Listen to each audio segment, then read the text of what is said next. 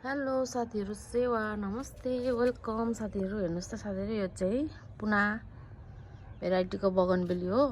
यो चाहिँ मैले 12 इन्चको पटमा रहेको छु अनि यस्तो मज्जाले फुलिरहेछ।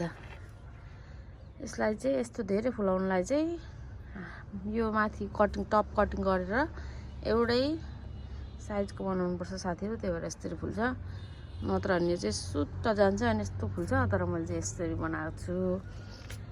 हजुरहरु पनि रोप्न सक्नुहुन्छ साथीहरु। यो चाहिँ पुनाको हो। पुनाको पनि धेरै कलरमा हुन्छ, व्हाइट कलर अनि त्यस पछाडी फिक्का पिंक अनि यो हल्का पिंक अनि यसको पनि 3-4 वटा भेराइटी छ साथीहरु।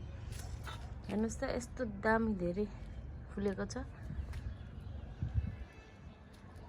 अनि हजुरहरु पनि रोप्न सक्नुहुन्छ साथीहरु।